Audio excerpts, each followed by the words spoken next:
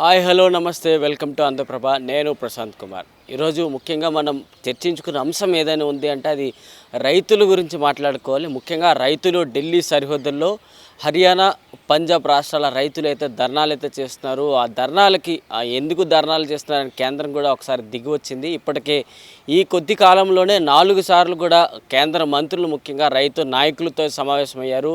ఇక కేంద్ర మంత్రులు ముఖ్యంగా నిత్యానంద రాయ్, పీయూష్ గోయల్ అలాగే అర్జున్ ముండా అయితే ముఖ్యంగా ఈ సమావేశాల్లో పాల్గొన్నారు. ఈ సమావేశాలకు పంజాబ్ ముఖ్యమంత్రి భగవత్ సింగ్ మాన్ కూడా అయితే హాజరయ్యారు. ముఖ్యంగా రైతులు ఏ విధంగా తమ పండించిన పంటకు ఎంఎస్పి కావాలని చెప్పి అలాగే రైతుల మీద పెట్టిన కేసులు కావచ్చు, రైతులకు కావాల్సిన వస్తువులన్నిటిపైన కూడా రైతులు ముఖ్యంగా ధర్నాలు అయితే ముఖ్యంగా చేస్తూ అయితే ముందుకెళ్తున్నారు. కానీ 23 పంటలకు మద్దతు ధర కావాలంటూ కూడా రైతులు చేస్తున్న ఈ పోరాటాలకు సంబంధించి కేంద్రం కేవలం 3 పంటలపైన మాత్రమే మేము 5 ఏళ్ల పాటు మద్దతు ధర ఇవ్వడానికి సిద్ధంగా ఉన్నామంటూ కూడా ఆ కేంద్రం అయితే తెలిపింది. ముఖ్యంగా 5 పంటల్లో ప్రతి మొక్కజొన్న, పప్పు దినుసులపైన మాత్రమే ఈ 3 పంటలపైన మాత్రమే ఇవ్వగలమంటూ కూడా కేంద్రం అయితే చెప్పింది. ఈ 3 పంటలు కూడా 5 ఏళ్ల పాటు ఒక కంపెనీ మీ దగ్గరకు వచ్చి కొంటుంది. ఆ కంపెనీ ఎంత మద్దతు ధర ప్రకటిస్తే ఆ మద్దతు ధర ప్రకారం 5 ఏళ్ల పాటు మీ దగ్గర ఆ పంట తీసుకుంటూ కూడా కేంద్ర మంత్రులు అయితే ముఖ్యంగా రైతులకైతే వివరించారు. కానీ రైతులైతే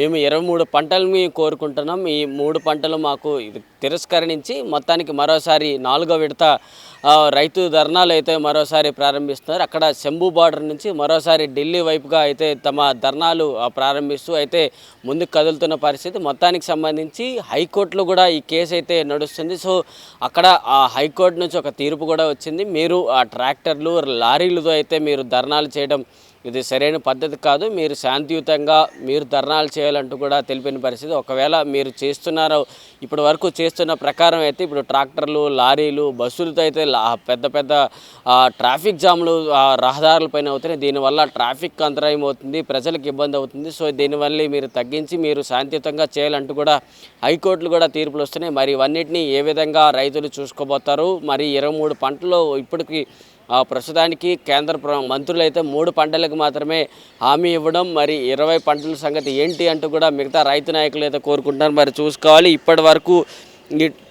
ఈ ట్రాక్టర్ ర్యాలీ అయితే గతంలో ఫిబ్రవరి 13వ తేదీన జరిగింది. తర్వాత రైతు నాయకులతో ఇప్పటికే 4 సార్లు కేంద్ర మంత్రులు సమావేశమయ్యారు. ఇవన్నిటినీ దృష్టిలో పెట్టుకుంటూ మరి ఏ విధంగా ముందుకెళ్ళబోతారో చూడాల్సిన అంశాలు అయితే ముఖ్యంగా కనిపిస్తున్నాయి. మరి చూసుకున్న అంశాలు అయితే మరి చూసుకోవచ్చు.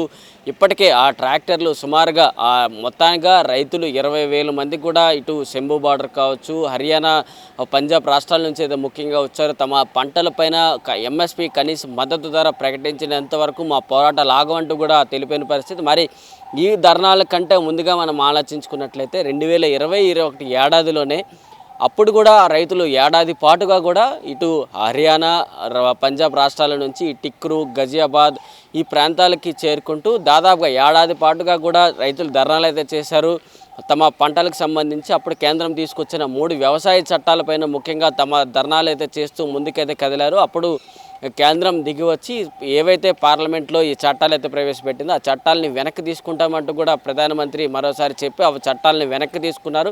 ఇలాంటి పరిస్థితులు ఉన్న నేపథ్యంలో రైతులు ఏదైతే కేంద్ర ప్రభుత్వం చెప్తుందో రైతుల వ్యవసాయానికి సంబంధించి రైతులకు 1.5-2 రెట్లు ఆదాయం వచ్చే విధంగా కేంద్రం చేస్తామంటూ చెప్తుంది. కానీ ఇప్పుడు మాత్రం రైతులైతే ముఖ్యంగా కోరుకున్నట్లు ప్రకారం స్వామినాథన్ సిఫారసు ఏదైతే పంట పండించిన వ్యయం ఎంతైతే ఉంటుందో ఒకవేళ ఒక పంటకి ఒక 100 రూపాయలు ఖర్చు అయినట్లయితే దానికి 1.5 అంటే ఇంకొక 50% దానికి అధిగమించి మొత్తంగా 1.5 150 రూపాయలు ఒక పంటకు వచ్చే విధంగా చూడాలంటూ కూడా మొత్తంగా స్వామినాథన్ సిఫారసుని అయితే రైతులు కోరుకుంటున్నారు. మరి ఈ సిఫారసులను కేంద్ర ప్రభుత్వం ఏ మేర స్వాగతిస్తుంది అంటే ఇప్పుడు మరోసారి స్వామినాథన్ ఆ కమిషన్ చెప్పినట్లు ప్రకారం ఇప్పుడు కేంద్ర మంత్రులు ఇప్పుడు రానున్న ఎన్నికల్ని దృష్టిలో పెట్టుకుంటే ఏమైనా కొత్తగా కమిటీలను ఏర్పాటు చేస్తారా? అంటే రైతులు మళ్ళీ ప్రారంభ దశ నుంచి ఒక పంట వేయాలంటే పంట సాధారణ స్థాయి నుంచి మళ్ళీ పంట చివరి వరకు అంటే నాగలి పెట్టేంత నుంచి కాపు కోసేంత వరకు మొత్తానికి రైస్ మిల్లులకి వెళ్ళేంత వరకు ఇలాంటి మొత్తం ప్రోడక్ట్ని ఒక చోట నుంచి ఇంకో చోటుకి వెళ్ళేంత వరకు ఈ మొత్తం టైం ఆఫ్ పీరియడ్ని ఆ కేంద్ర మంత్రులు ఏమైనా కొత్తగా కమిటీ వేసి మొత్తం జరిగిన ఈ కాలంలో ఎంత వ్యయమైంది, ఎంత ఖర్చు అయింది లెక్కించే కార్యక్రమాలు ఏమైనా రైతు నాయకులతో కలిసి ఇకనైనా చేయబోతారన్న దానికి కేంద్ర మంత్రులు కావచ్చు, ఇటు రైతు నాయకులు కావచ్చు ఏ మీదకి స్వాగతిస్తారనే దానికి కొన్ని అంశాలు కేంద్ర మంత్రులు చెప్పాల్సి ఉంటుంది. మరి ఈ మేరకు స్వామినాథన్ సిఫారసు చేసిన గతంలో సిఫారసు చేసిన కమిటీని చేసిన డేటాని తీసుకుంటారా, లేకపోతే కొత్తగా మళ్ళీ ఇంకోసారి డేటా చూస్తారనే దానికి సమయం అయితే వారి దగ్గర నుంచే రావాల్సి ఉంది. మరి ఈ రోజుల నుంచి అయితే మళ్ళీ ఈరోజు ఉదయం 11 గంటల నుంచి రైతులు చెలో ఢిల్లీ యాత్ర అయితే కొనసాగిస్తున్నారు. ఢిల్లీ వైపుగా మళ్ళీ కదిలి వస్తున్నారు.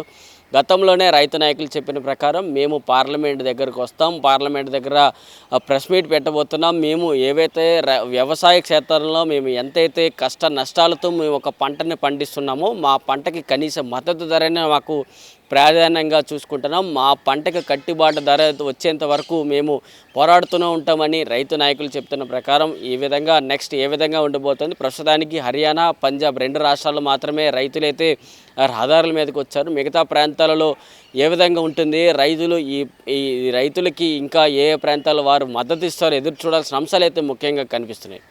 Video journalist నిరంజన్తో Prashanth, Andhraprabha, New Delhi.